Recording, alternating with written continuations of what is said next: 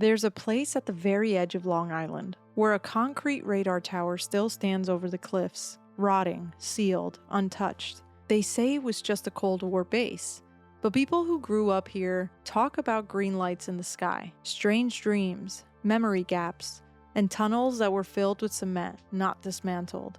The creators of Stranger Things originally named their show after this town, because according to some, Montauk wasn't fiction. It was the blueprint. Now tonight, we're stepping inside Camp Hero, and once we do, there's no clean line between fact and fiction.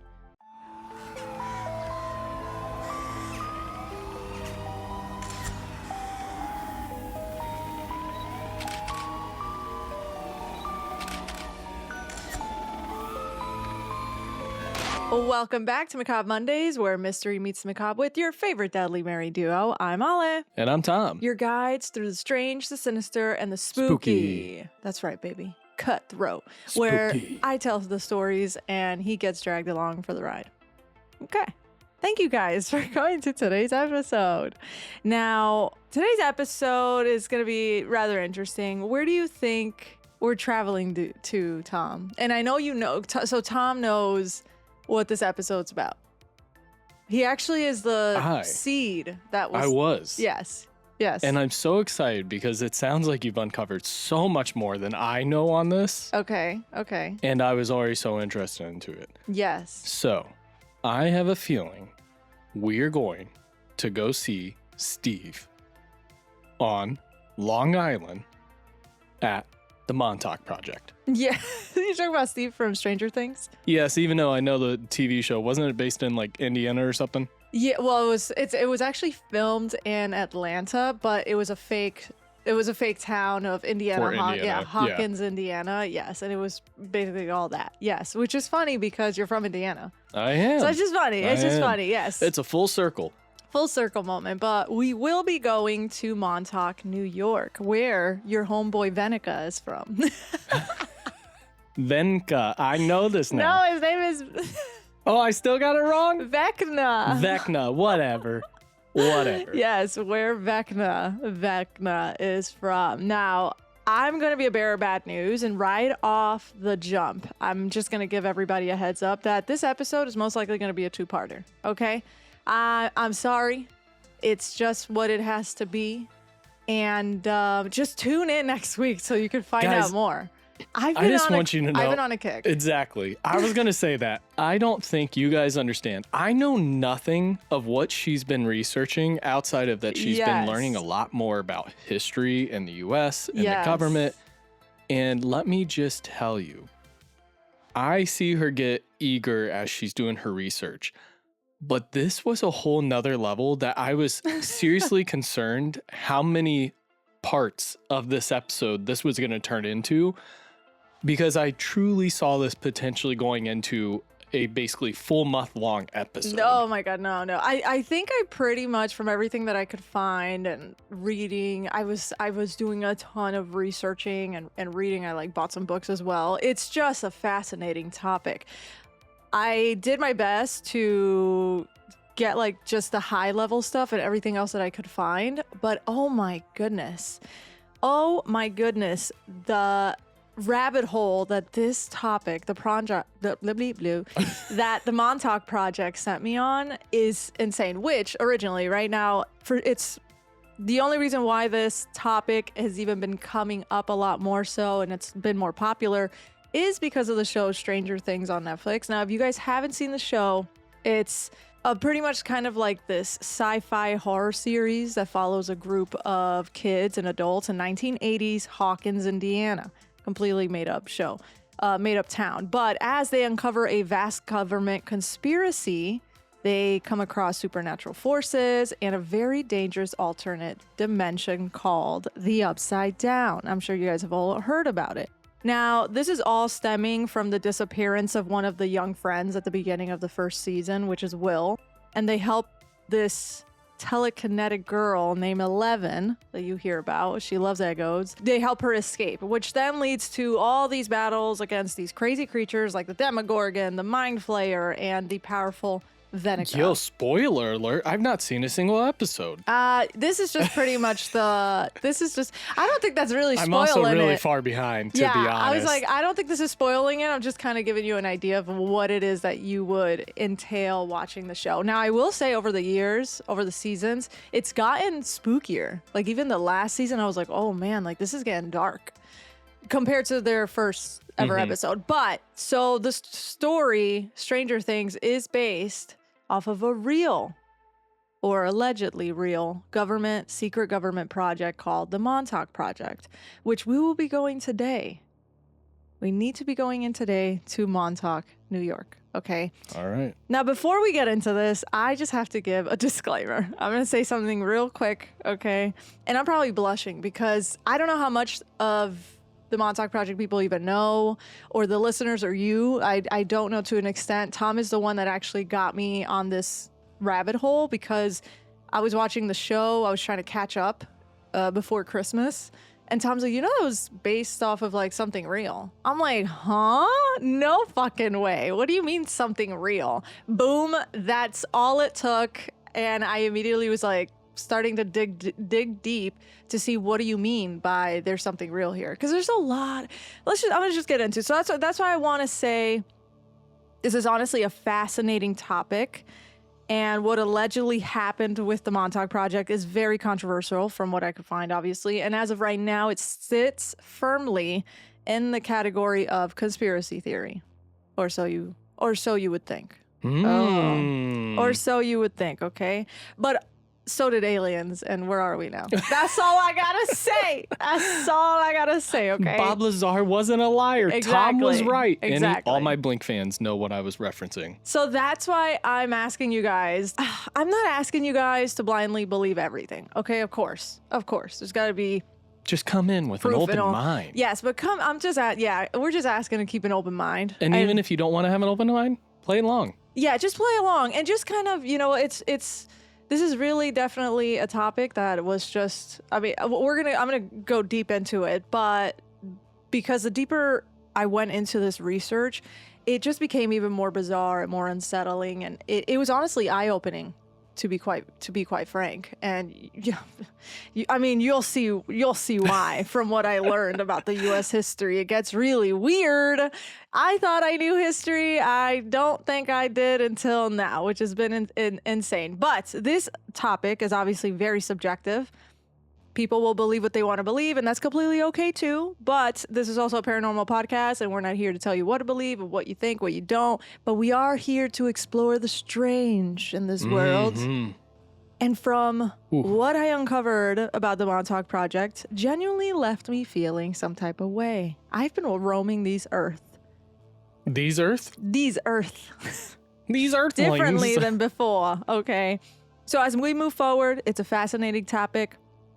All I ask is that you stay open-minded, okay? Ooh, I can't wait to get in. Let's get into it, okay?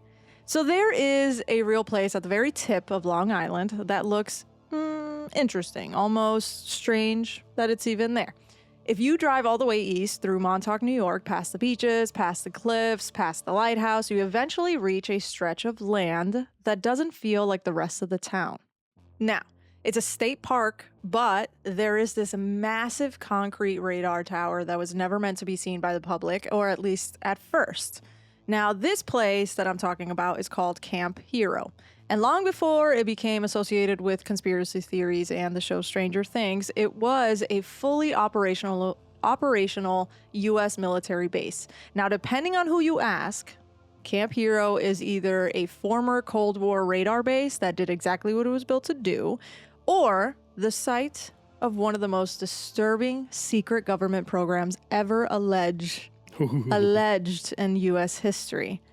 And that program was called the Montauk Project, which refers to the alleged secret government program that housed at Camp Hero that involved psychological experiments like mind control and time travel and extreme isolation and human testing, which includes claims involving children being abducted or kidnapped for those tests. The isolation makes sense. I don't know if people really truly understand Long Island and how long it truly is.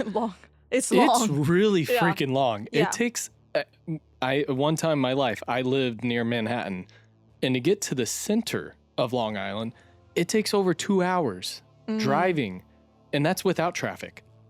So to get to the end of it, I can only imagine how long it and takes it's just a tip. Like tip. That's it. It's you and ocean at that point, literally. And so this is where things get interesting, because for many people, the first time they heard about this place, it wasn't in a history book. It was from the TV show Stranger Things, aka me. I am a live example of that, because to be honest, I have not heard about this before until the show.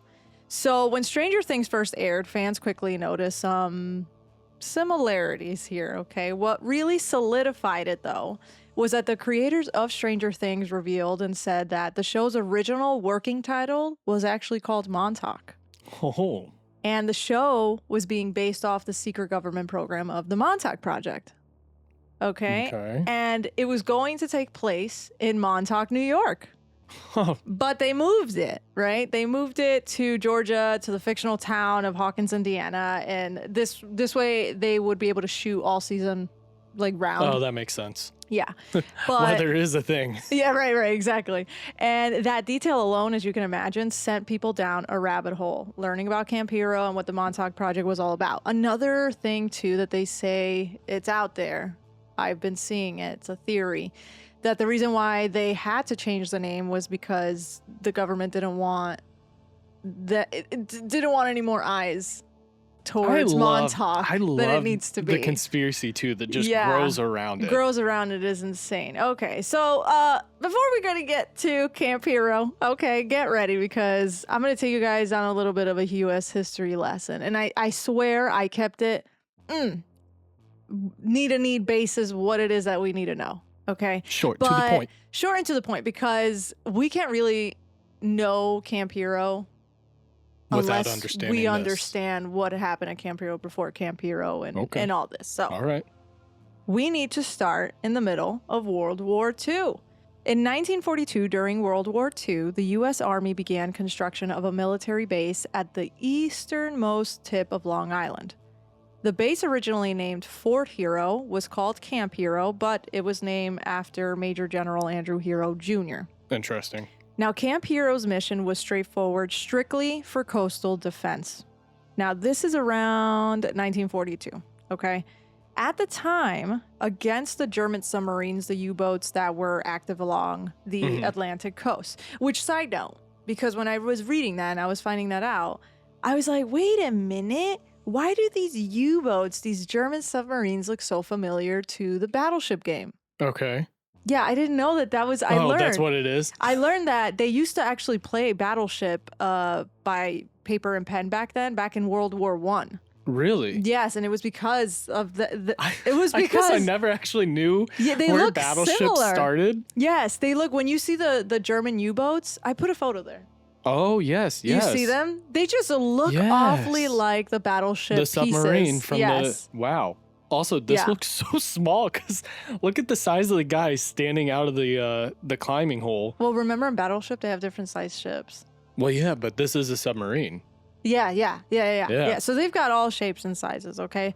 And I also learned that the plastic physical version was actually released in 1967. So I was like, ooh, okay. Interesting. That's cool. I bet before that it was probably lead. Oh, that? I don't know. That's a good question. I mean, no joke. My dad had a lead soldier creation kit. Dude, you would actually melt lead, and he did it. We did it together once. Damn, you would melt lead day. and then pour it into a mold, and then you would have a lead soldier. Damn. You know, we didn't know back then. Nope. That's crazy. To think about it, though. Seriously, I had Thomas the Tank Engines that were made with lead paint. Wasn't there a bunch of recalls in certain... Yep. Yeah, growing up. I had to give back a lot of them. I thought that was crazy. But anyways, I thought that was just like a cool fun fact. So anyways, Camp Hero's mission was coastal defense against the German U-boats along the Atlantic coast for World War II. Now, Camp Hero was built to help protect that coastline, with New York City being such a high-value target at the time. And I mean, it most likely still is. It always has been. Because even if you go back to when we were...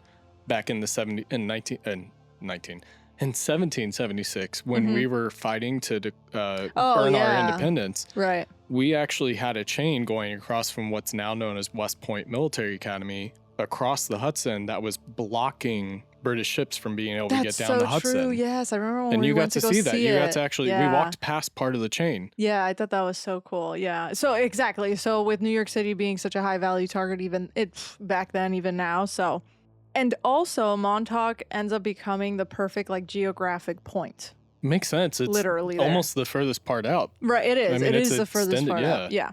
Now, what immediately set Camp Hero apart was how hidden it was.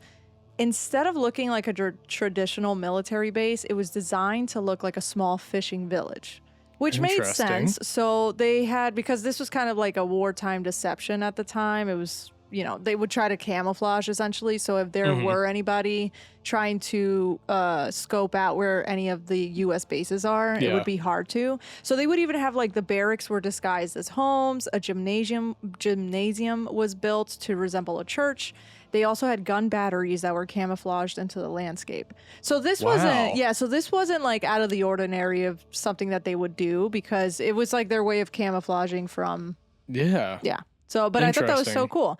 But it does establish something very important early on, that Camp Hero was never really meant to be obvious, right? Mm-hmm. Which is just adding already to the conspicuousness of the base. Exactly. Now, after World War II ended on September 2nd of 1945, Camp Hero didn't close. Instead, its purpose shifted. The threat changed from enemy ships to enemy aircraft. And just 2 years after World War II ended, the Cold War began. Oh, I already know you learned so much about this. I can't believe I've been sleeping on the Cold War. I don't even know why it was called cold. I don't even know why it was a war. I don't even know that it lasted 45 years, guys. Are you kidding me? Okay, let's get into it, because you're also listening to somebody who is learning a lot about U.S. history, and it's like, it's clocking right now, okay? So like I said, the Cold War was approximately 45 years long, and it lasted from 1947 to 91, okay? My brother was born in 91. Isn't that crazy? Isn't that crazy? And I really was asking myself, I don't know if anybody else is asking themselves this, but I definitely was, okay? Why the hell is it called cold? Why is it a Cold War? Yeah. Well, what I learned was that the Cold War was basically a decades-long beef between who had the biggest dick between the U.S. and the Soviet Union. I mean, that's a great way to put it. So it was like a dick off. Yeah. It was like, well, my dick's bigger than yours. No, my dick's bigger than yours. Are we measuring from the shaft or the gooch? We're going to measure from this angle because I said so. It was really giving, who can rev their engines the hardest, essentially, okay? All from 47 and 91, which is crazy work. They never fought each other directly, right? The U.S., the U.S. and the Soviet Union never fought each other directly, and that's why it's called cold. Interesting. It was giving each other the cold shoulder. There was definitely a lot of secret missions during it. There was tons of secret missions. I can't. It was, if you really want to summarize the Cold War, it was basically a war of spies versus spies. Yes, against each other. Because in all reality, that's what it was. Other. And that's why I think so many people didn't even realize it was a war that lasted so long, because it was more or less all done in super silent secrecy. Yes, and you're gonna see, because we're gonna get into it. My God, you may think that right now I just started talking about World War II and the Cold War. Oh, by golly, I am gonna be talking about the World War II and Cold War. It's gonna be insane. But don't go anywhere, because this is all part of the Montauk Project. No, I swear to God, yeah. Everything that I'm saying right now, it's all going to correlate, and you're going to see exactly why I'm saying it the way that I'm saying it, okay? Because when I started researching the Montauk Project, my main question was why? Why should we believe that this is something that was going on? Just you wait. So anyways, nonstop tension during the Cold War. They never fought each other directly but they were kind of essentially competing for power and influence. It started because the US and the Soviet Union had completely opposite beliefs about how society should work. Capitalism versus communism, right? And neither side trusted one or the other. So which I get. Okay, I totally get it. So instead of a real war, they battled through spy games. The CIA, the KGB. Come on. We've got arms races. Who had the bigger missiles? Space race. This is all I remember hearing growing up, okay? Because I think this is all that really clicked to me because I like space. But the space race, they're flexing via rockets. I could go to space first? No, I could go to space first. And remember, the whole point of us going to space wasn't even just to go to space or land on the moon, but to show how direct we could be with our rocket system. Right. That way they knew. So it's like another hey, flex. Look at what we just did. It's if another we really flex. want, we could send a nuke. Yes. Yes, exactly. And that's the other reason why they didn't fight each other from what I was reading, because we both have nuclear bombs or whatnot. So it's like, okay, you send me one, like, fuck me. Well, fuck you. And then so the world like, would have been wiped again. Yeah, the world would have been wiped again. Exactly. So they also did propaganda. There was a lot of propaganda this time that, our life is better than yours. And, we're better than you. It's just very much size v size. Okay. And I know you're probably thinking already, like, okay, we get it, the Cold War. We get it. Okay, it was cold. But I swear, I promise, this is all important to know because they kind of coincide, and you'll see as we keep going. So the Cold War ended in 1991, right? When the Soviet Union collapsed, bringing the standoff to a quiet end rather than a very dramatic final battle. The U.S. had won the dick off, okay? So this lasted around 45 years. And because this is happening during the Cold War, Camp Hero became part of America's air defense system, the U.S. Air Force. So remember, it was a military base, well, an army base. Now we're transforming it into... Hold up. Time out. Go. Just quick history note. For those that didn't know, the Air Force used to not be its own branch. Fun fact, my grandfather was actually in the Air Force, but that was back when it was still called the Army Air Corps. Yeah. Then later on, they split off and the Army went and it stayed as its own military branch. And the Air Force branched off and became its own military branch. So that is also part of the story as well. Thank you, Tom. You're welcome. Thanks, Tom's babe. fun fact. Tom's fun fact. Now we're in 1951, okay? Cold War ended. The World War II stopped in 45. Cold War started in 47. We are in 1951 right now, and the site at Camp Hero is officially renamed Montauk Air Force Station. Its new role was to detect incoming aircraft over the Atlantic and relay that information to the command centers further inland. So Montauk at this point, instead of watching the sea like it once was doing for U-boats and all these submarines, it's now watching the sky and would sound the alarm if something just didn't belong there, It was not really like an attack base from what I was reading. It was more just like an early warning signal system site. So this is when the structure most people recognize today was built, which is the one that you see on your slide right now. It's this massive concrete radar tower. This boy is big. He's a big bad boy, okay?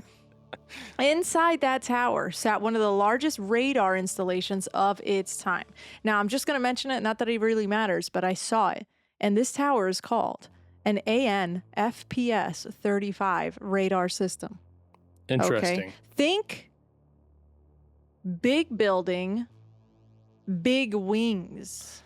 For all my men out there, and women that play Call of Duty or Battlefield, think of all of the Soviet maps where there's the big, we'll say horizontal, typically rectangular looking oval shaped radars. That's what this is. Yes, exactly that. Okay, now this system used electromagnetic signals to detect aircraft at extreme distances, okay, which means it was very, very powerful.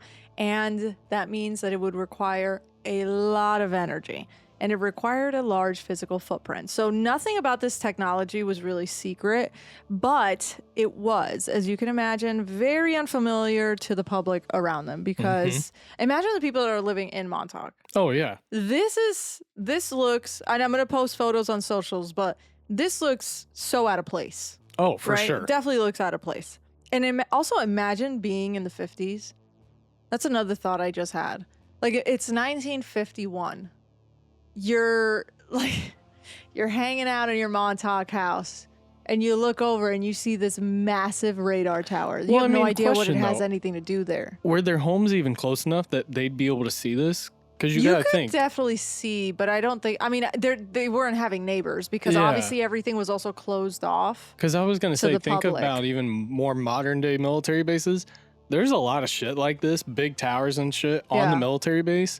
But because one, the Earth's curvature, and two, the distance they build the base around, they build the stuff that needs to sit higher but can't be viewed by the public further in, to where basically no matter how close you can get, unless you're trespassing, you can't see it. Yeah, no, I don't live there, so if anybody lives there, let me know. But from everything that I could gather, it's people, like, you could tell it was there. Interesting. And for a lot of the accounts too that I was reading, is that at times when this radar tower was active, it would kind of take energy from everywhere else, because it was so powerful and needed. I mean, that makes sense. And I could have sworn I read this article that it was, this man was talking about how when he was a kid, his dad would turn off the light at a certain time when they had suggested, hey, listen, we're going to be turning on the tower, because so then they would be able to use as much as the energy as possible. So it was kind of like a way to also tell Americans, like, hey, shut off your power at this time, because we're going to need it, because we're going to be, we don't know what you're doing, to be quite honest, because they're not going to tell. They're not saying anything to anybody, okay? It's just a military base and you don't ask questions. And so from what I was reading, locals knew that Camp Hero was there, but they didn't know what happened inside. It was always fenced off, it was guarded, and they rarely ever explained what was even happening. And so during the Cold War, that kind of secrecy was accepted without any type of questions, because, you know, we're all trying to beat the Soviet Union. And from some of the articles that I was reading too, they would talk about, like, you know, this is just this is what we can do to help, like residents. It's like, this is what we can do to help, is like, if we need to turn off our power at a certain time, that's what we'll do, to be, because, you know, we're American. Yeah. We're here to help however we can. Exactly. So as radar technology started improving over the years, all right, because they started that in 1951, newer systems became smaller, more efficient, and less costly to operate. So by the late 1960s and 1970s, the equipment at Montauk was no longer cutting edge, but the base continued operating, and its importance was just becoming less needed. So this period really, really matters, because a lot of the stories about the Montauk Project and the secret government lab and the conspiracy theories where they were abducting kids and performing mind control experiments, those claims, like, are right here. Set in this at time this period. time, yes. Okay. And this is also where the timelines start to grow a lot more tension, because officially Montauk's mission was now shrinking. But very little public-facing information explains what they were even doing there, what was the daily life on the base, what the base was at its final years. So it's like, even when they would shut down, because they do end up shutting down Camp Hero, but when they shut it down, it's not like they're explaining to the public why. Why? Yeah. It's just like they're in and out. I think a lot of our audience that doesn't know anything about either Stranger Things or the Montauk Project just heard what you said. Mind control experiments, this, and that. And it's probably sitting listening to this, like, going, hold up. How are you just going to walk over this? Yes, keep an open mind. mind. And not tell us anything yet. I will tell you a lot more. I felt like we needed to go. We need the base. We got to build the foundation. You need the base. We'll talk about it. But exactly what I'm saying, yes, exactly that. Just keep an open mind, okay? Now, by the early 1980s, the Air Force began shutting down outdated radar stations. Montauk Air Force Station was to be decommissioned. Now, from what I was reading, usually when you decommission a base, we've got, you're removed from active military service. They've got equipment shut down and the personnel is reassigned. Okay, makes sense. And this part is important because there was no dramatic incident that we know of that happened. No emergency evacuation. There was no public explanation to the town beyond the fact that the operations were just no longer needed. We just don't need them anymore, and we're decommissioning the base, and that's it. And by 1984, the base was officially closed and fenced off. Now, here's where people start paying a lot closer attention, because when military bases are decommissioned, usually they are torn down, they're either repurposed, or they're just fully cleared, right? But at Camp Hero, something different happened. Large portions of the infrastructure were just sealed, were just capped off. They were filled with concrete. They were left standing but inaccessible. And they even filled in all the underground areas in Montauk Project. Interesting. Now, of course, this does not automatically mean that something crooked is happening, okay? From what I was reading, that... It's common, It's I feel common, like, yeah. There's a lot of military bases that I think you can still... even that are bunkers, decommissioned like that. Yeah, yes, even because, aircraft hangars. Yeah. Right, and from what I was reading is because usually they'll seal the structures for environmental safety or structural instability or maybe just cost efficiency. It's just easier to do it that way. But the issue, though, is how they decommissioned. Okay. They left the base. Sure, yeah, they sealed it and they did all that at some point, but the way that the base was left appeared to be in a hurry. Okay. There are papers everywhere. There's machines, things that they used everywhere. So to me, it it's almost not comes giving... off as when I think you've seen some of the videos I love watching is when, for example, Sears, when they closed down, for those that don't know, their corporate office is outside and it's somewhere in Illinois. And when they closed, I remember I watched an abandoned YouTuber that actually went, and same thing. It almost looked like it was just stopped in time. Stopped in time. Papers were everywhere. There were even still computers. There was stuff written on boards. It's not like it was cleaned out. Exactly. Yes. It was just halted and stopped, and yes. And that's exactly how it was. There's pages scattered everywhere. The gate originally was open. They had doors and windows open. It didn't really feel it doesn't give you military base shutdown. Yeah. Because especially when you have secretive missions, you've been so secret to the public and everybody around you, and then you end up leaving like that. Exactly. What's going Not on? even just that, but everything in the military, for anyone that's ever been in, everything. It doesn't matter whether it's your job description or different units you're assigned to. Everything is it's got different levels of security around it. And every document has some level of security behind it. Right. Doesn't matter whether it's just a regular human resources document, an email, or anything. Even the computers today, you have to put your CAT card in just to be able to access your computer to authenticate that you are the one behind the computer. And there's still more security past that. So it's kind of insane that just papers would be left. It doesn't give even machines. That's crazy. And don't get me wrong, there's times that machines will be left behind that the military occasionally just, hey, we can't bring this back. But they will take the important parts. This isn't really giving that. It's giving more of why did we leave in a hurry? We gotta get things going. Just grab anything that you know is very important and secure and bring that with you. And so that's what really, obviously, if you combine that with the restricted access that nobody's been able to have at all, the vague explanations that they've been giving the public, and the fact that it just looked like they left. Something must have happened, right? Yeah. Something must have happened for you guys to just up and leave, right? Again, allegedly, this is allegedly, not saying, we don't know. Maybe that's just how they decided. They were like, you know what, fuck Camp Hero. School's out. I don't know, right? But still, fuck it. All the documents we got there is on old shit. If they find it, forget it. They already have it. It's the lunch menu. I don't even care. Yeah.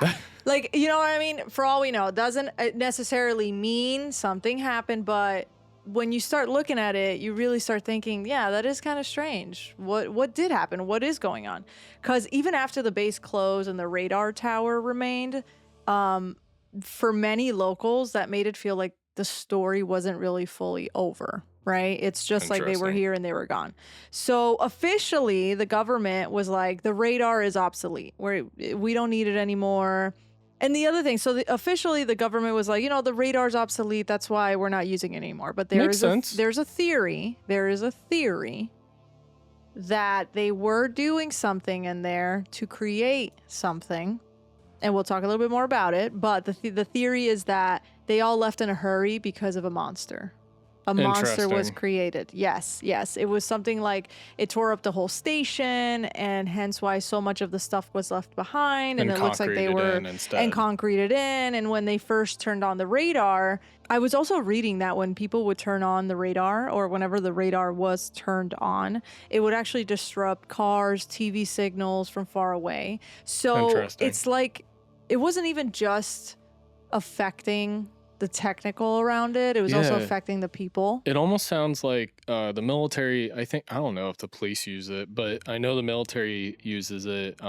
It's called an EMP, and I think it's mentioned in a lot of video games too. It's basically an electronic, it's like a bomb or a piece of equipment. There's multiple different variations of it, and what it does is it disrupts electromagnetic fields around it to where it can cause computers to malfunction.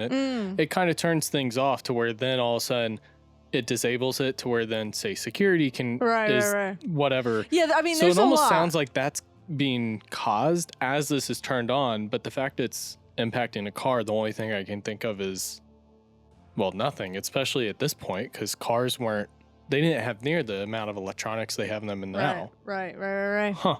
There's just a lot. There's a lot. Okay. There's a lot. But obviously by this point, Camp Hero is no longer a military base, right? Yeah. So it's not running. Allegedly. So they say. And usually when a place looks abandoned and not dismantled, obviously people are going to start asking why. They're going to be like, what? This is weird. And they're going to try to understand why the radar tower. And they want to understand why that radar tower became the centerpiece of so many theories. So we need to talk about what it actually did and why its presence still feels unsettling even decades later. Long story short, okay, inside that radar tower, it just detected aircraft over the Atlantic. So the radar sends out the radio waves. The waves hit an object like a plane. They bounce back. The system needs to return signal. The system reads the return signal and calculates the distance and direction. And that's pretty much... Wow. I know. Look at you. That's all I'm saying, okay? And it's basically kind of like an echolocation for machines. So that's how they're able to capture what's Damn, Miss around. Smarty Pants. Shut up. No, I'm not. I was just Googling. I was researching, okay? So as we continue talking about the Montauk Project and its lore, you'll hear the phrase electromagnetic frequencies come up a lot. And I'm just going to give you a pretty much high-level understanding of it because I was like, huh? What do you mean electromagnetic frequencies? Okay. Literally everything that I was reading would say that. And it pretty much just means that it's like radio waves, microwaves, light. It's just electromagnetic frequencies. So radars use radio waves, the same family of energy used by radios and early television signals. But the waves, though, they can interfere with electronics. They can be felt as a heat at extreme intensities, and they can cause concern if safety standards aren't understood. And during the Cold War, from what I was reading, safety standards were not always communicated clearly to the public. So we don't really know what a lot of these, I guess, equipment out there is even capable of. Yeah. What could do, Makes right? sense. For people living near Montauk, the radar tower wasn't just a building. It was something that was always on, always rotating. It was off limits, and it was poorly explained. So combine that with military secrecy and the Cold War paranoia and very little public education about electromagnetic technology, you can imagine how this felt to those around. And one quick thing that I wanted to mention here, but when a military base shuts down, from what I was reading, it doesn't just really get abandoned. The government is usually required to inspect the land for safety issues, right? So there are these cleanup reports that people talk about that aren't really secret files, but they are routine environmental checks looking for things like old fuel, chemicals, or unstable underground spaces. Now, when parts of Camp Hero was sealed and capped, that wasn't unusual, like we said, right? But that's also a common way to prevent people from just entering the areas that could just be unsafe and disturbed. Okay. So none of this, again, like doesn't really prove that something unusual happened here. But when the explanations are really brief and you see these structures that are there and still remain very visible, it feels super mysterious to the people who live there because they are not, it's just different. By the early 1990s, Camp Hero had already taken a second life. Up to this point, everything we've talked about has come from online military records, reports, and documented timelines, okay? There is no official military record about experiments, mind control, or human testing, like I mentioned. That's all alleged. It's the conspiracy of it all. But I feel like, if they are doing these things, they're not going to tell you either. So, but anyways, you're going to need top security clearance. The second life that Camp Hero took, the story now shifts in 1992 when a man named Preston Nichols begins telling a very, very different story about Camp Hero. Now, Preston Nichols is an author, a former electrical engineer, a contractor, and someone who allegedly says had worked at the Montauk Air Force Station during the Montauk Project. Okay. Interesting. So according to him, the base wasn't just a radar site. It was the location of a secret continuation of Cold War experimentation. Huh. Yes, what he and others would later call the Montauk Project. He co-wrote a very, very popular book called The Montauk Project, Experiments in Time with Peter Moon. That's the one that I've been reading.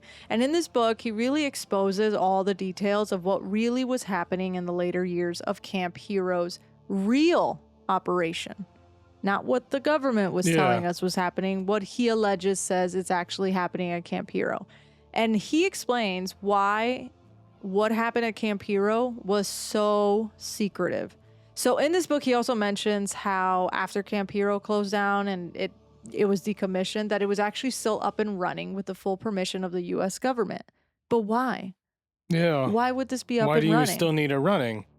Mm-hmm. If the radar and everything isn't working, then why would you have it still running? It's obsolete. Yes. Why do we still have this radar running?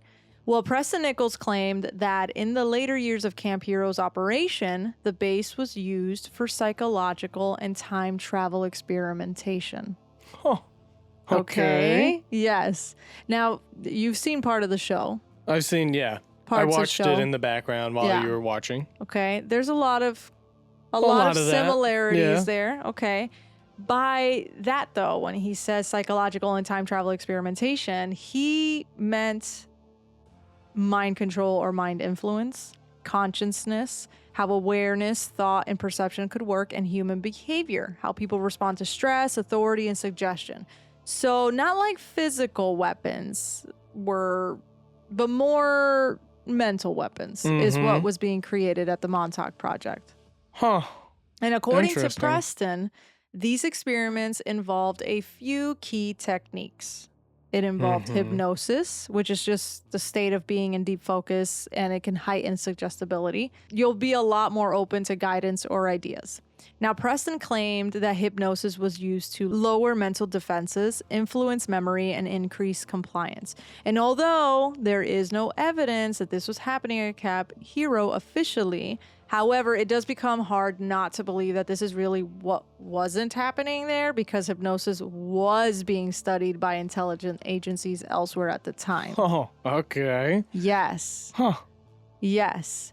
And one of the ways, okay, so it was happening at the time.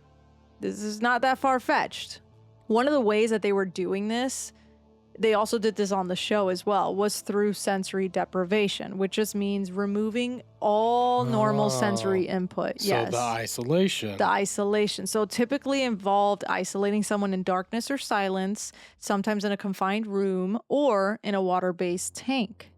That's how he Oh. claimed. Yeah, that's how he claimed is how they would kind of get them in that hypnosis state. And since you're placed in this environment where your brain pretty much has nothing to react to, like you can't react to light, no sound, limited, very limited movement. In plain English, you're placed in an environment where your brain has almost nothing to do other than be there.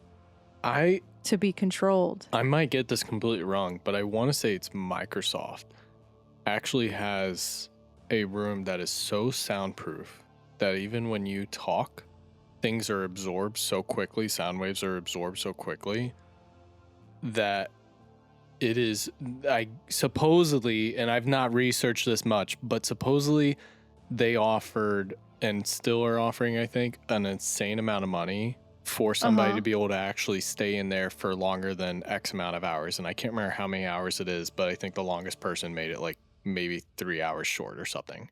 Or actually, I don't even want to say it was hours. I want to say it was like minutes. Just to stay in? Yeah. I can't remember everything, but that's interesting. Why? Do you remember at all? Like why? I think it was just a test on them to see, trying like, to test sound waves and stuff.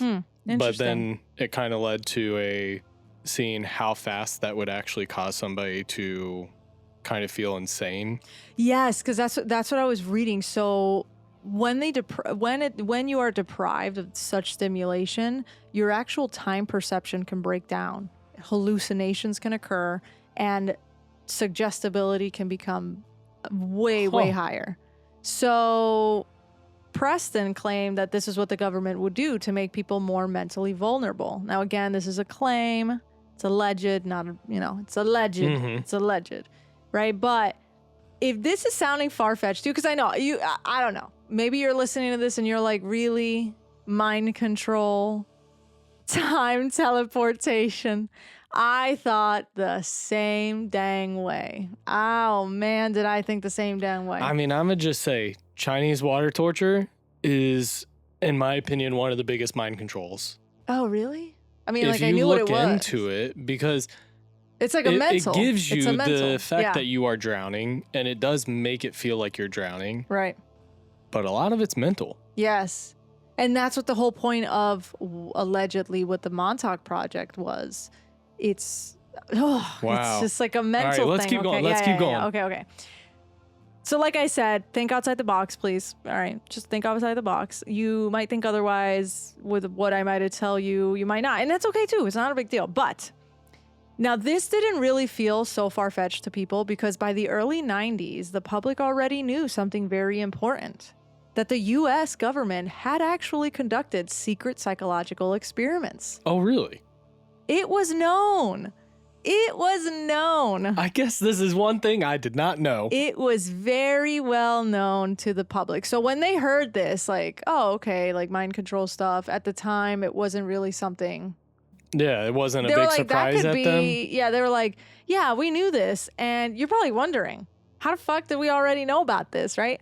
I personally did not know this part. And this is a lot of, I was learning a lot, to be quite honest with you. But now, remember when I was talking about the Cold War? Like I said, it was important. It was important. That's why I was talking about the Cold War, right? Okay. We're talking 45. Cold War was 47 to 91. In the early 1950s, the United States was deep in the Cold War. And one fear was dominating the CIA. What was that fear? Control.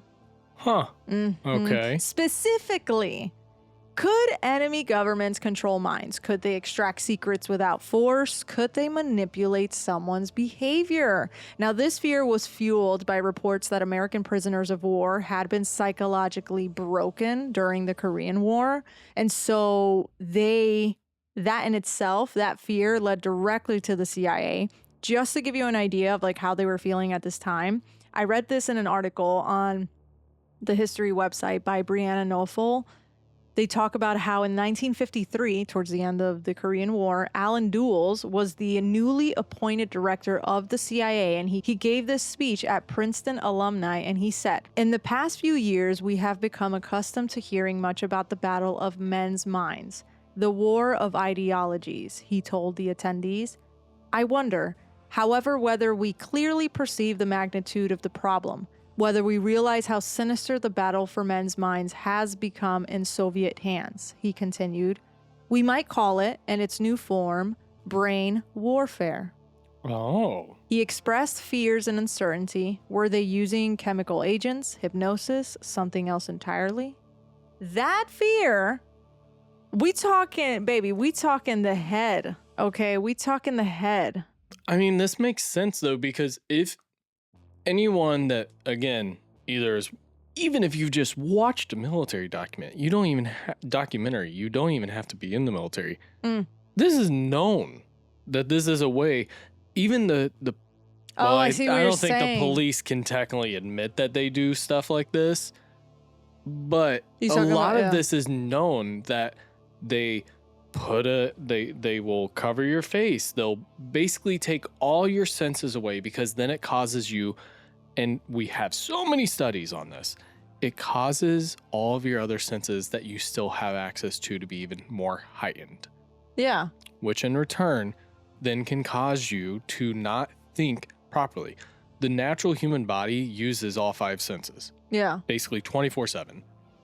And that is to alert yourself to threats, basically helps your fight or flight.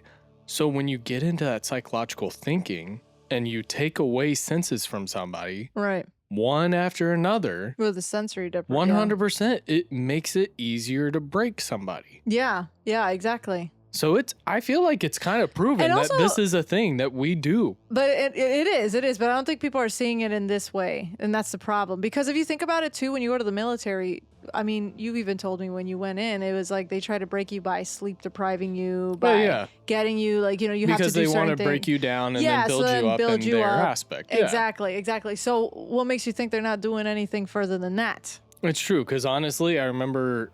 I'll never forget, there was a kid in my group when we were going through basic. He is not allergic to anything.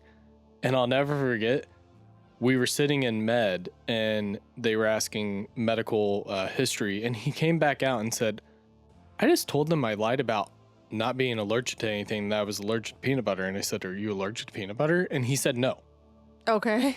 But because he was so sleep deprived and the way they were questioning him, he felt like he was actually allergic, because for whatever reason, the person he had was like, so you're telling me you're not allergic to anything? And he was like, I mean, I'm allergic to peanut butter.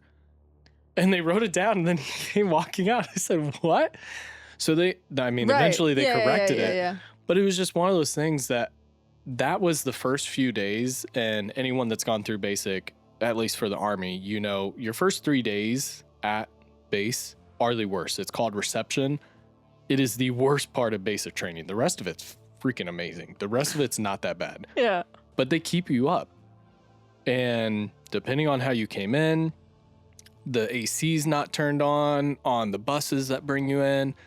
Well, aren't they always yelling? They shaving your head? Well, they are yelling, but that part truthfully isn't a huge psychological thing. Because you just kind of expect that. Yeah. But the part that you're not ready for is let me get some quality sleep. They're like, that ain't a thing here, sweetie. And instead, you're getting taught to drink water to stay awake while you're standing in formation. And the whole terminology in the Army, it's hurry up and wait. Yeah. Very true. Dude. Because the amount of times I never thought it'd be possible to fall asleep standing up. And I did it multiple times.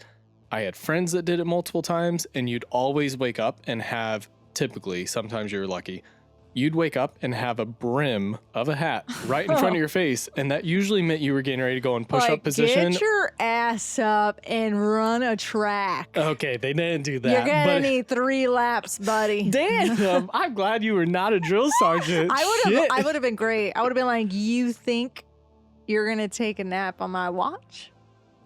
Yeah, they have a thing now that you can't really give that kind of punishment. Up and at him.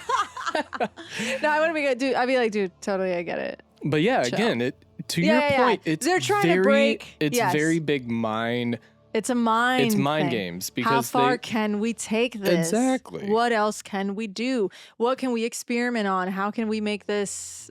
Because a big part of the military too is, especially for people that are getting given top security clearances, if you go and look at the Ranger Regiment, even other Special Forces regiments and other military branches, one of the biggest things they do is they sleep deprive candidates through that time period. Right. Even looking at the SEALs training, BUDS, if I'm correct, I could be wrong on this, I believe it's only 2 weeks.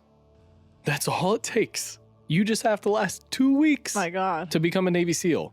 I'd be like, forget it. Where's my heated blanket? It is. But that's the toughest 2 weeks where they mentally drain you, they sleep deprive you. Right. Because you have to be mentally tough. You and do. if you are potentially captured, that's the other side of it. That they that's also want to make scary sure side, that you aren't going to fall to the same tactics that other countries are using. Well, and that's what they're worried about, is that's what drew this fear, because of the reports that American prisoners of war were being psychologically broken, and like they're saying everything to our enemy. So that fear, all in all, ends up leading to the creation of MKUltra.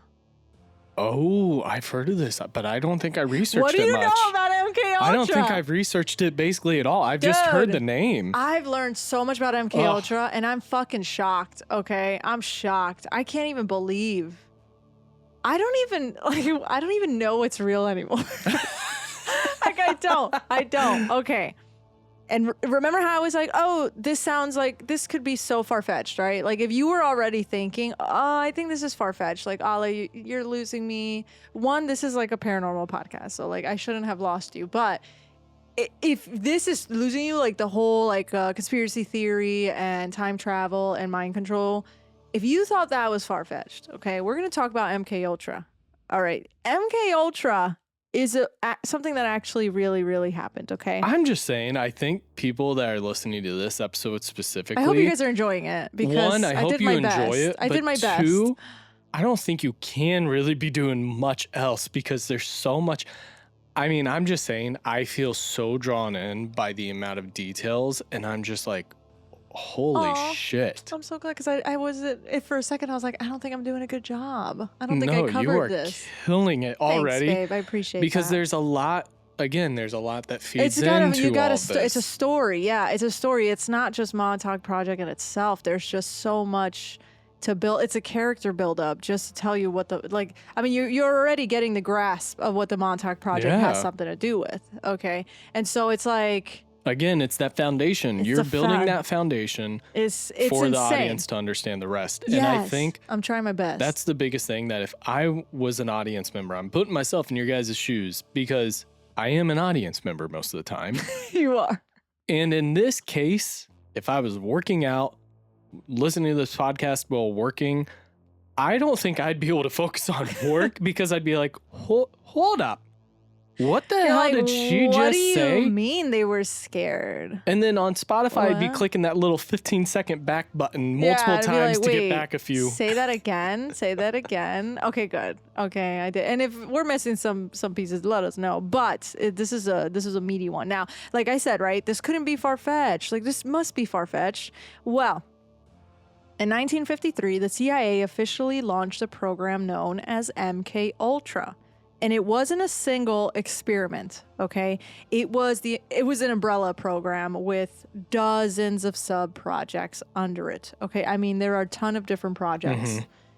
It was designed to explore whether the human mind could be influenced, altered, or controlled. Now, this is not alleged anymore. This isn't alleged. Yeah, we know this is true shit. This is fact. Yeah, this is documented fact. So if this is fact, MKUltra experiments focused on using LSD and other psychoactive drugs. Oh, shit.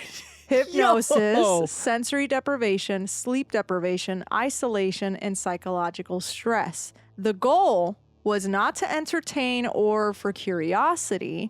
It was to figure out if we could interrogate people's minds and influence. You know for a fact they picked up some random ass hippies occasionally and were like, you want to try LSD? And they were just like, fuck it, sure, what do I got to lose? Oh, wait, because I'm about to fucking throw you a curveball. I'll throw you a curveball. I'm going to answer about that hippie thing, okay? Now, so at this point, right, they're like, we want to interrogate and we want to influence. Could someone be made more suggestible? Could we break someone down mentally? Could we coerce them into revealing information? Could we program them to behave in certain ways? Like they're trying to pretty much create a army of mind-controlled people.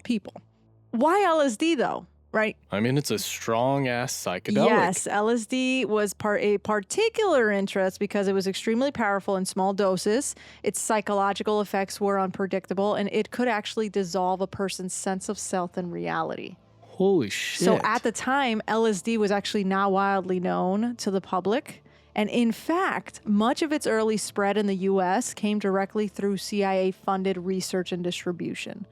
Damn, so the CIA is responsible for all these freaking hippies and LSD. Rappers and everything learning about LSD? From what I gathered, the CIA was worried that the Soviet Union would buy all of the LSD to do the same thing. So guess what? The CIA bought every drop that they could find because rather us have it than they have it. And they had enough doses, more that they could actually dose more than half the population of the U.S. That's how LSD was actually introduced to the U.S., and they believed that it might hold the key.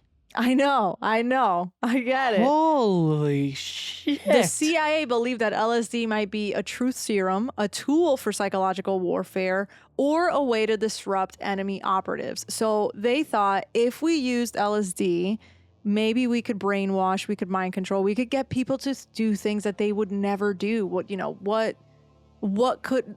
If we wanted them to fucking dance chicken and hop on their leg, they'll do it. Hence why they do the hypnosis. Holy Now, shit. the thing though was that they didn't know. Like we know obviously what we know now of LSD because there's been long years of study of this, okay? Like MKUltra started in 1953. That's when it officially started. So this is the 50s, early 50s. They're not really sure at the time what this is going to do, what the point was, if it was going to be... They're testing, they're experimenting. This is their whole job. This is also crazy to me because I feel like LSD is widely known about now as a psychedelic. Right. And I know there's a lot of people out there that experiment with it and everything. Yeah.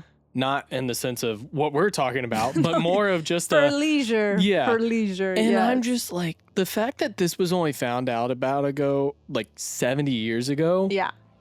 And the fact that it is proven to be a mind control substance and people are now currently just taking it to have fun. Yes. I'm just... So that's holy cow. That's what I was gonna say because ironically they thought that the LSD would be able to control people's mind, but it actually ends up backfiring because LSD didn't become a tool of control. Instead, it actually helped fuel the 1960s culture of why people, the hippie era, why everyone was woke. They created the hippies. The CIA made hippies. It actually freed people's minds rather than suppressing them like they thought. They created that backlash inside the government itself without realizing, because at the time they didn't know. They thought that it was going to be for mind control, but in reality, it was waking people up. Imagine being that person that's just like, yeah, so we just gave 20 people in this room LSD, and they are now rioting against us. I'd be like, what? What do you mean? Like, this isn't what I'm supposed to do. Yeah, like we're supposed to control them. And they're like, dude, fuck the man. Like literally. Yo. So I thought that was interesting because I'm like, they bought everything out. That's wild. In order to experiment, to test. I mean, we're going to get into it, but I just thought you kept mentioning hippie, and I'm like, that actually was the reason for the culture. Yes. So the problem, though, with MKUltra becomes deeply disturbing because many of the subjects that they used it on, they did not give informed consent. They did not know that they were even being dosed or experimented on. They were experimenting on it on hospitals, prisons, and universities, and some experiments involved administering LSD to military personnel, prisoners, psychiatric patients, and even everyday civilians without their knowledge. Without their knowledge. And then they would just observe the results and see what happens. Hey, what's up with Frank today? I don't know. He's been acting really fucking weird. But Frank's just staring at the trees today. Frank said that Big Brother's watching. I don't know what he's saying. Frank's like, no, Frank is woke. Okay, Frank is woke. Now, one of the most well-known MKUltra test subjects, I don't know if you've ever heard of this, but it was actually gangster mob boss James Whitey Bulger. What? Yes, I know Whitey Bulger. He's from Indiana. Yes, for those of you who don't know, he was an American organized crime boss who led the Winter Hill Gang, an Irish mob group. Oh, wait, no, sorry, not Indiana. Sorry. Bulger is from, I think he's from, he was in New York, no? He Massachusetts. It wasn't, the North was in Boston. There's a movie about him. An Irish mob group based in the Winter Hill neighborhood of Somerville, Massachusetts, northwest of Boston. So while he was incarcerated in the late 1950s, he actually either, from what I was reading, either he volunteered or they did it just because he was against his will. Yes, he volunteered for what he was told was a medical study. But in reality, he was repeatedly being dosed with LSD for up to 50 times. That's insane. Yes, as part of the MKUltra related research. And it was so crazy because, like, honestly, I mean, LSD must be insane. And then being dosed that 50 much, times, it's and a that's lot. what I was just going to say. I don't know about the long-term effect of what LSD does, but I feel like we know that most psychedelics of this strength, we know most of them have, even after one use, have a long-term effect or some sort. So 50 times? Yeah, so I thought that was crazy. And like Bulger later describes the experience in this article that I found, and it says, Bulger said of the... Is it Bulger? Yeah, it's Whitey Bulger. Bulger said of the 1957 tests at the Atlanta Penitentiary where he was serving time, he lost total appetite, hallucinating, the room would change shape, hours of paranoia and feeling violent.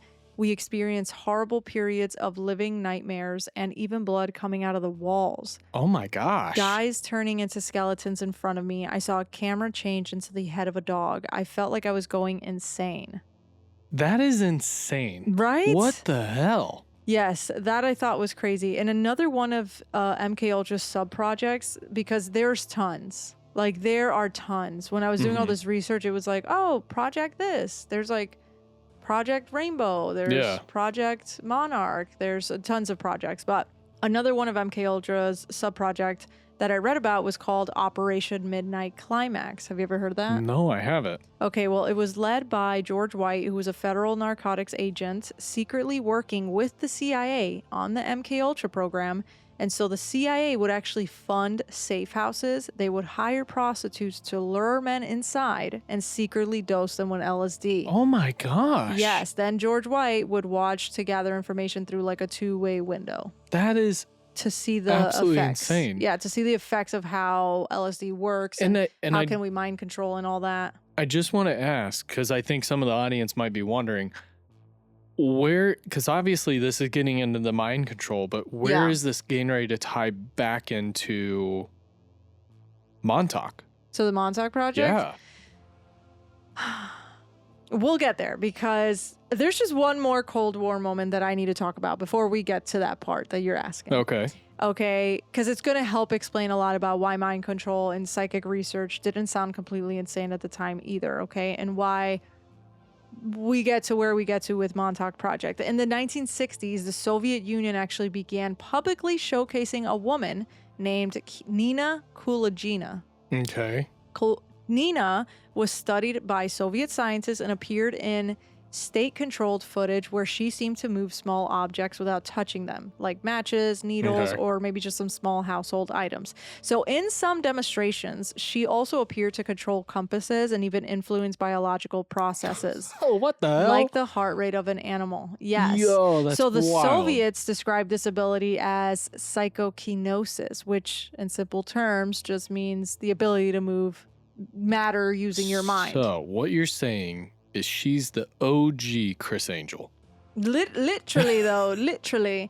So Soviet researchers at the time claimed that these abilities were real and potentially very trainable. And while they didn't openly say this was for military use, as you can imagine, the implication is very clear because if it is real, that they can control, they can move stuff with their mind. Oh, that's cool, Soviet Union. You guys have a nuke? Well, guess what? We have Nina. So, exactly. No, the Soviets had Nina. Oh, my bad. The Soviets had Nina. Oh, that's cute, U.S. You made it to the moon? Look, we have Nina. And I just want you to know. She can move things. She can move things, which is also funny because if you watch the show, there's also a location called Nina. So sometimes you start really kind of trying to see the hell? Yes.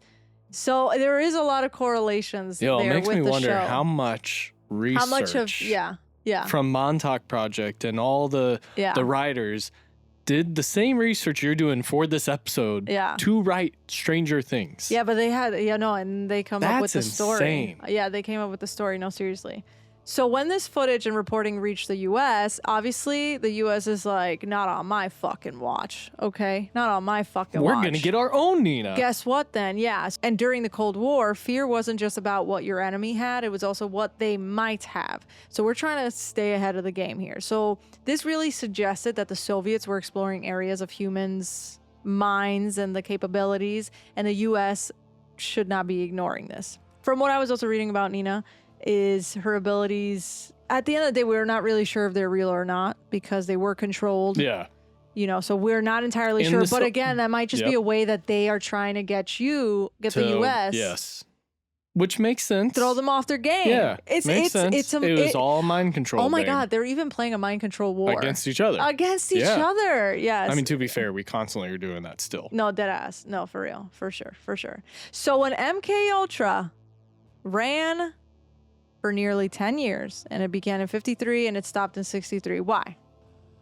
I don't know. Why? Okay, well, because even inside the CIA, concerns were growing that these experiments were unethical, oversight was super minimal from what I was seeing, and the risk was really, really high. So at that point, the program was quietly being shut down, so they say, quietly being shut down. They didn't announce it or tell the public, of course, because why the hell would you? But this also is why the stories like Montauk Project didn't immediately sound impossible, okay? Mm-hmm.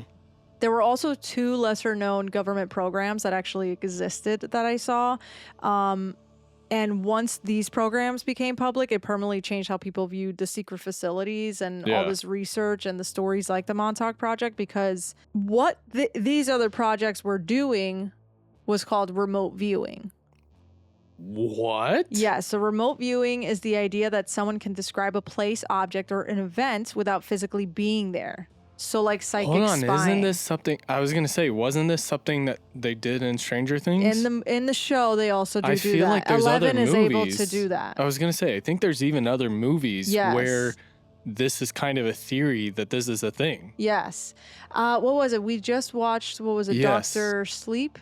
Yes, was it that? Yes. The Stephen King movie? Stephen King, but Stephen King movie, yes. And she does a remote viewing because she's got these psychic abilities, right? So she's able to be somewhere in reality. Because we kept losing. Yes. Oh my gosh. So they were also entertaining the idea called remote viewing, okay? And this part is also important because the U.S. government did study this for Project Stargate. What is this? I know there's projects of the projects, okay? Well, the first project was Project Artichoke. And I know the Did it come with spinach? Do I get some tortilla chips? I want a little bit of margarita. Damn, now I kind of want to go to Applebee's for half price a little apps. something, I know. I thought it was funny, though. It's called Project Artichoke. Now, this was in its early CIA program before even MKUltra, and it focused on interrogation and mind control. So the goal was to figure out whether a person's thoughts, memory, or behavior could be manipulated against their own will. Mm-hmm. Now, Artichoke explored the techniques like hypnosis, psychological pressure, isolation, and they also use drugs, because the idea for all these type of projects is control. Yeah. Drugs and control. Now, this program laid the groundwork for MKUltra, which expanded those ideas even further than using LSD and other substances. Then later came another kind of project, Project Stargate. Okay. Now, this was a U.S. military effort that began in the 1970s, and instead of trying to control the mind, it asked whether the mind could even be used as a tool. So Stargate studied something called remote viewing. Okay. The idea that someone could describe a place, thing, whatever, like they're there, but they're not really there. Yeah. A lot of the participants were asked to describe enemy bases, buildings, or objects that they had never seen before, relying just on mental intuition. Now, this program ran for years and was eventually declassified in the 90s, or so they say. I'm going to say that for everything. Okay. Or so they say, While the government concluded the results weren't reliable enough for intelligent work, the fact is that it existed at all surprised many people. Because now the theory to that is if something did actually come from this and it was successful, it's highly doubted that the government would even tell the public about it. Yeah. So you telling me that this is just something we stopped doing doesn't tell me much. No. It could mean that you could have just picked up We and stopped went doing somewhere. this publicly. Yeah, like it could mean that publicly, we picked up and we went somewhere like, I don't know, the Montauk Point. Oh, God. Is this where we're getting ready to take a U-turn and go back on in the Montauk? Well, after MKUltra ended, something important happened. In 1973, CIA Director Richard Helms ordered that many MKUltra records be destroyed to protect the CIA from public outrage and any type of persecution if it became public. You know what? It makes sense. It makes sense because even with the military, there's certain things. They got to shred. Yes. Well, that, and I was also going to say, those of you that don't know, there's a reason we use government contractors for certain military missions. It's more or less so that the government can, unfortunately, commit war crimes, just like other countries. Everyone's doing this, can commit war crimes. That way, then, if it's caught, they can legally say, no, they're not part of our military. Right. We don't have any record of them. It's the loopholes. It's the loopholes. Exactly. And yes. it's not ran by the military. It's ran through the CIA. Oh, the CIA is very interesting. Yes. So from that, okay, they were ordered to be destroyed because they were like, let's cover our backs because this is not going to look good. So what we know of MKUltra is what's available, what I told you, right? But there could be a lot more to MKUltra that'll never be uncovered. Wild. So there could be a lot more. There could be a lot more that we know of. And who's to say that maybe they didn't burn it up until they said they were That's true. declassified, right? And there's probably still documents got to be somewhere. Somewhere, right? But that exactly. And then that fact alone, as you can imagine, it just really puts more distrust in the government because what do you mean, right? The public didn't learn about MKUltra right away. It wasn't until the mid 1970s after Nixon's Watergate scandal that Congress began investigating intelligence agencies more. Oh, you mean when Forrest Gump when he saw from them his hotel break room? into his hotel, yeah, and they're like, something's going on over there, and I don't think the light's working because they're using flashlights. I love that movie, so good, yeah. So at this point, Congress is looking for abuse of power and illegal surveillance and secret government programs because it seemed like the CIA was running things to run them. There was no. Congress could have been like, no. Yo, this is wild. Congress could have been like, no, you can't do that. And they'd be like, well, we're going to do it behind your back. You just won't know. Now, during one of the investigations that I saw, known as the Church Committee, that's when evidence of MKUltra surfaced. And even after they destroyed the records, investigators can confirm that MKUltra was real, that the CIA conducted secret experiments on humans, many who didn't give any type of informed consent, and those experiments included LSD, hypnosis, and psychological stress. Now, the oversight was literally either limited or non-existent from what I could find, so it was almost like fair game. If you had an idea and you wanted to try something, they would just do it. There was really no... I mean, they're not even asking for consent at this point. Yeah. Certain people. So they're like, you know what? We're just going to try, Bob. We're just going to try it. Let's do it. Damn. Crazy. So when I say, from what I said at the beginning about Montauk having hypnosis and mind control, it sounded far-fetched. Does it sound far-fetched to you? No, not anymore. It sounds kind of far-fetched. like they finished with all these test subjects, and then unfortunately they dropped them. Can't remember the exact street, but there's a street in Philadelphia. Anyone that knows Philly, no, it's called the fentanyl bins. Because the whole entire street, everyone's just like walking, looking like zombies. Yeah, because is that it must also be the drop homelessness point. and stuff It is too? also Yeah? homelessness, That but sucks. It's I want to say it's Kensington, but I could be completely wrong because to me Kensington sounds kind of luxurious. Yeah, but who knows? Yeah. But who knows? But to your point too, there is a theory that once they were done with these test subjects, either they were mentally insane, right? Like put up somewhere. That's what I'm saying. Like, or, how are you gonna? Because no offense, but I just feel like to an extent, there's part of me that wants to believe that the government wouldn't just drop these test subjects back off. But at the same time, hard not to believe that the government wouldn't drop these subjects off. Yeah, it is, especially when they know that there could be outrage. So they see, well, the person doesn't even remember where they are, what's going on. So if we just drop them back off in public and we'll put them in this specific area, right, nobody's gonna ask any questions. Very interesting, yeah. Because one of the other theories too is that these people, there are successful test subjects, and so they're out in the world right now. And whenever they're needed, at the top CIA. No, whenever they're needed, they don't know. They don't know. Oh, really? Because of the mind control, you don't know. Yo, that's wild. It's almost like they can flip a switch, and you just. It just makes me think. I can't think of the movie, but it's I can't remember the movie, but the guy's like, actually, it makes me think of Ghost. The kind show? of. Okay.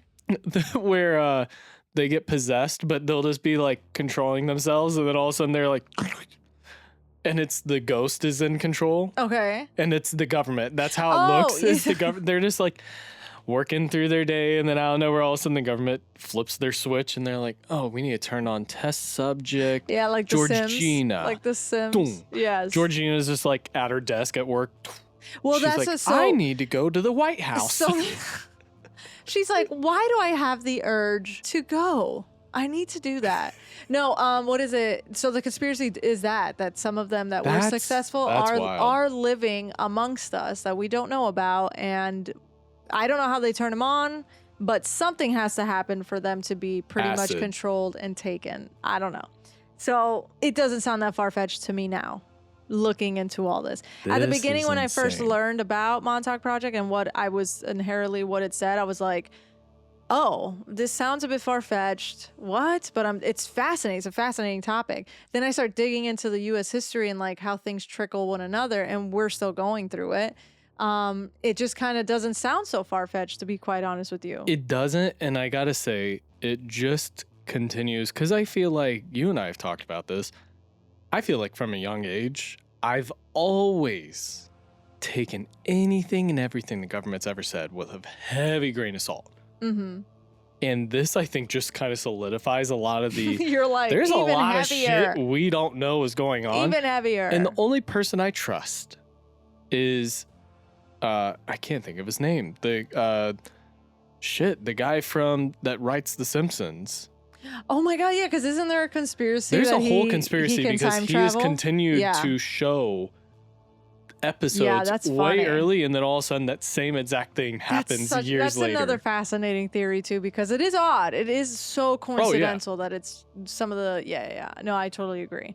But I mean, as you can imagine, you saying that like, oh, a heavy grain of salt or whatnot, because for many Americans, that's exactly how they were feeling at this time, especially when MKUltra came out, because they're like, okay, it proves that the government now has experimented on its own citizens without them knowing, a complete breach of trust and like privacy and all that. And so these experiments crossed a lot of ethical and legal lines, and the truth only came out decades later. And still, not all of it, because remember, they burned down a lot of it. So it could be, this is already worse. Could be worser. And for all we know, it's still going on. I mean, how many times do they say they stop some? They don't. Okay. That's all I'm saying. Now, this all matters because MKUltra, it's not like it confirms Montauk Project, but it does change what people now believe could be possible. Yeah. Holy shit. And that's the only reason why I'm saying it the way that I'm saying it in the timeline I'm saying it. But it proved that the government was capable of conducting secret psychological experiments without the public's knowledge.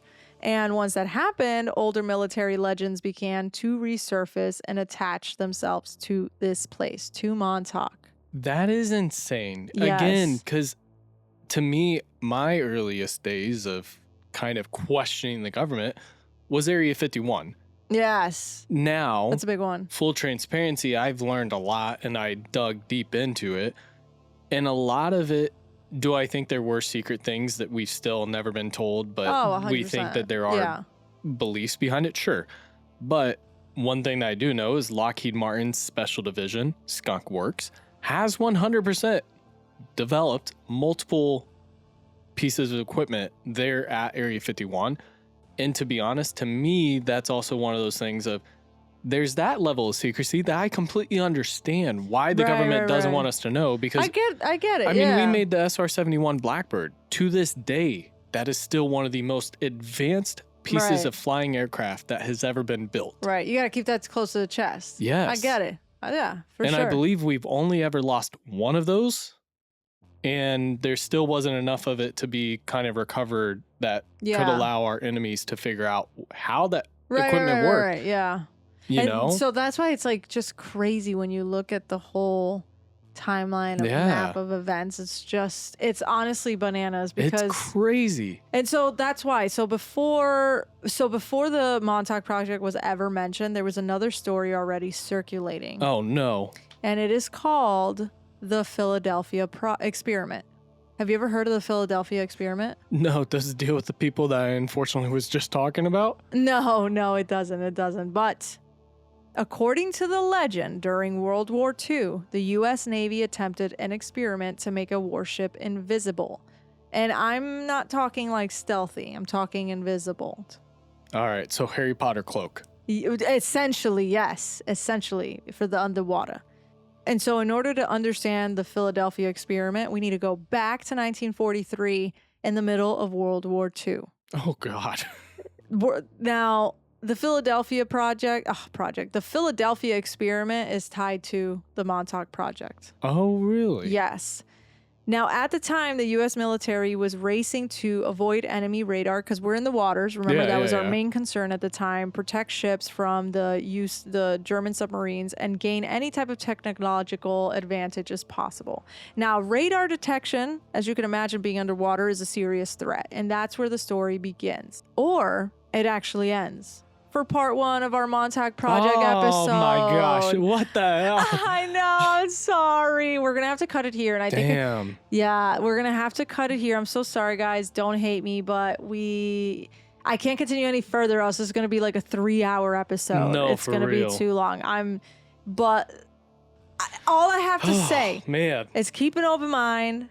Keep an open mind. In the next episode, we'll talk about Philadelphia Experiment and why that's tied to the Montauk Project. We'll talk the second half is going to be all about the Montauk Project and a lot of other things that I learned that I was just kind of shocked about or whatnot. But as you could tell, the line between fact and fiction just kind of starts blending a little. It looks very gray. It looks great. Yeah. I gotta say, I don't know about the audience right now. And I would love to get your guys' comments until you guys get part 2 released. I'm just saying, I am really just pulled in. I feel like I just looked down at how long we've been recording, and I'm kind of shocked that much time has passed. I know. Aww. Because I'm just there's so much that I didn't realize. All the videos I'd shown you and sent you were only 20-minute videos on YouTube. And all they touched was the very basic surface. There's stuff you're telling me that I was like, I knew about MKUltra, but not to the extent that you just told me. This is insane, and I am so excited for part 2. And I truly, from the bottom of my heart, hope that all the audience is just as excited. I don't know if this is your guys' thing. Yeah, this is crazy. This is just fascinating. Truthfully, it's fascinating. If you find the strange as fascinating as I do, I think that this is going to hit you at that same level. So no, for real. Let us know what you think. I mean, there's a lot more, and we'll definitely go into it all for episode 2, for part 2 of this one. And I'm just like, I'm sorry, guys. That's why I told you guys I had to cut it off. I had to do a part 2. Pops is going to be so upset. Yeah, but this whole, what is it? I really hope you guys are enjoying it and understanding why I'm kind of taking you through certain parts of history, even if you guys do know all about it. Okay, I'm learning so much. So if you don't, my God, I'm glad that you're learning with me. It's just so insane because when you really see the bigger picture, before we even talk about the Montauk Project, which we have been talking about it, like referencing it, talking about what happened there and all that. But before we even kind of can get there fully, there is just so much around the lore. Big foundation that I feel like needs to be given. Yeah. Because when I first heard, when you were the one that told me, and you were like, oh, it's an actual story. I was kind of shocked. I was like, I love Stranger Things. Like, that's one of my favorite shows. How were you saying that this is something that's real or based off of something allegedly. And it's funny too, real. because we both have the two opposite sides. I had the side that knew a decent amount, but I'm already being proven that I felt like I just knew the surface level of the Montauk Project. And then we had you, who's watched the whole entire series of Stranger Things. I love the show. And now I'm kind of like, shit, I kind of want to switch and go to your side and watch like, Stranger Things. Yeah. Because then I think that'll take me down a whole new rabbit hole. Plus, take the whole entire conspiracy side away from it. Everything I've ever heard about the show has been that it's an amazing show. It takes you kind of into that It is really good older though. Yeah. era and just makes it You're like fun in the to 80s. enjoy. Yeah. Yeah, I love it. I love it. I love it, love it, love it, love it, love it so much. Just the feels is so good. It gives like slasher summer. I love it. Yeah, I love it. Well, we hope you guys are enjoying today's episode, or at least the part 1. Make sure you come back for next week to get part 2, and I swear to God, it's going to be even juicier. It's going to be even crazier. Okay. Thank you for joining us today on Macabre Mondays. Don't forget to subscribe so you don't miss a single episode. You can find us wherever you listen to podcasts. And if you know more about today's episode or caught a detail we might have missed, let us know. And if you have a story that's strange, sinister, or downright spooky, doesn't matter how small you may think it is, please send it our way. You can email us at macabremondayspodcast@gmail.com or jump over to our website, macabremondays.com, and submit your story. Yours just might be featured in an upcoming listener episode. Follow us on social media by searching Macabre Mondays for photos of today's episode, updates, and a little extra spooky fun. We'll see you next Monday for another sinister, strange, and spooky episode. Stay tuned. More mystery is just around the corner. But until then, stay curious. And be eager for that part 2, because I am. And stay safe. Bye. See you guys.